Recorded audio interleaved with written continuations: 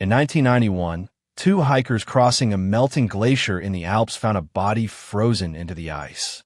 At first, they assumed it was a lost climber, maybe a few decades old, maybe from a war. They were wrong by more than 5,000 years. What that body revealed, once scientists began examining, it wasn't just a preserved corpse. It was a data point, a real, physical answer to a question modern medicine still argues about. Exactly how far the human body can be pushed by cold before it breaks, and what it looks like right at that edge. You felt cold before. Uncomfortable, maybe painful. But you've probably never had to find out what actually happens in the final hour before a body gives up entirely. This frozen man did. And unlike almost any other case in history, his body kept the evidence intact for over 5,000 years. Let's start with what researchers actually found. The body belonged to a man in his mid-40s, remarkably well-preserved because the ice had frozen him almost immediately after death, sealing his tissue, his stomach contents, even the pollen on his clothing, in a kind of biological time capsule. Research teams at institutes across Europe have spent decades studying him using tools no forensic examiner from his own era could have imagined. CT scans, DNA sequencing, isotope analysis of his teeth and bones. What they found rewrote assumptions about how the body handles extreme cold in its final hours. Here's the first surprise. Researchers determined the man didn't simply freeze to death in the way you might picture, huddled and shivering until his heart stopped. Evidence on his body pointed to a violent final chapter, an arrow wound to the shoulder, defensive wounds on his hands, signs of a struggle before the cold ever became the final factor. He was already compromised, injured, and running when the mountain cold started doing the rest.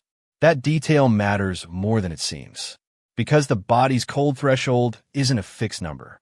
It shifts dramatically based on what condition you're already in when the cold starts working on you.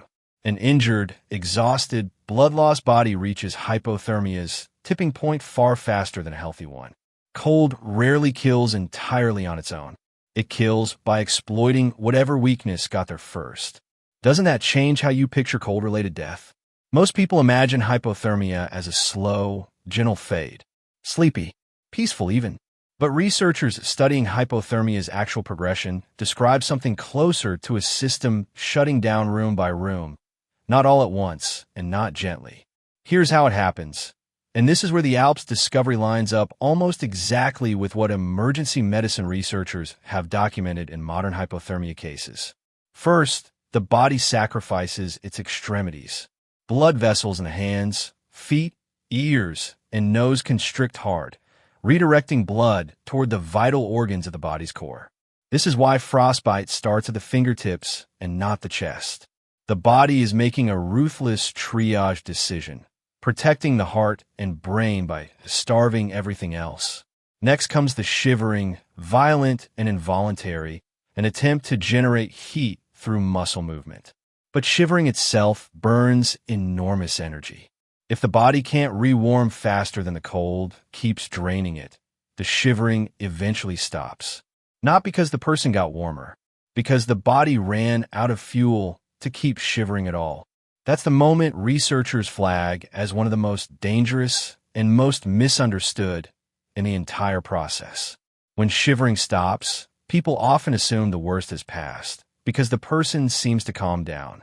In reality, the opposite has occurred. The body has entered a stage where core temperature drops faster, judgment collapses, and confusion sets in. Rescue researchers studying mountain hypothermia cases have documented victims removing their own jackets and gloves in the final stage, a phenomenon called paradoxical undressing, caused by a final surge of blood rushing back toward the skin as the body's temperature-regulating systems fail completely. The person feels hot right before the body shuts down entirely. It's a strange, almost cruel twist. The last sensation before death by extreme cold can be a feeling of warmth. The frozen man in the Alps couldn't tell researchers what he felt in his final hour, but his body, preserved down to the stomach contents of his last meal, gave forensic teams something almost as good, a precise timeline.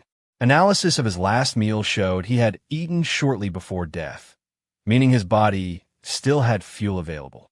Combined with his injuries, researchers were able to reconstruct a rough sequence. Wounded, exhausted, likely losing blood, climbing higher into thinner, colder air rather than finding shelter.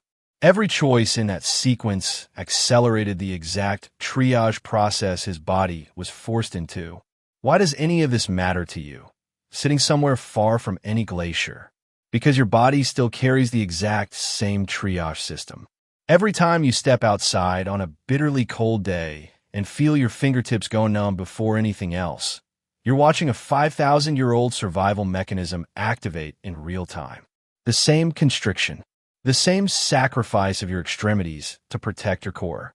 Your body doesn't know the difference between a modern parking lot and a Bronze Age mountain pass. It runs the same ancient triage protocol either way. That numbness in your fingers isn't a malfunction.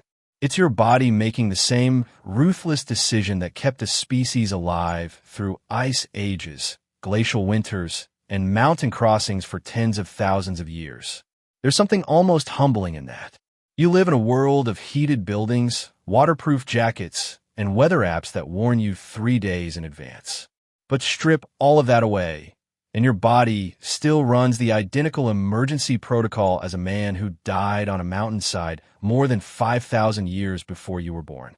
The frozen man wasn't unlucky in some unique, ancient way. He experienced, almost precisely, the same physiological sequence that still plays out today in modern hypothermia cases studied at emergency medicine institutes around the world. Different centuries, different equipment, same body, same rules. Which raises an uncomfortable thought. Every warning your body gives you in the cold, the numb fingers, the violent shiver, the sudden burst of clumsy confusion, isn't background noise. It's the exact same countdown that played out on that mountainside, just interrupted earlier because you have a door to walk back through. You didn't. In 1991, 2 hikers crossing a melting glacier in the Alps found a body frozen into the ice. What they actually found was a 5,000-year-old instruction manual for the last hour of your own body, if the cold ever won.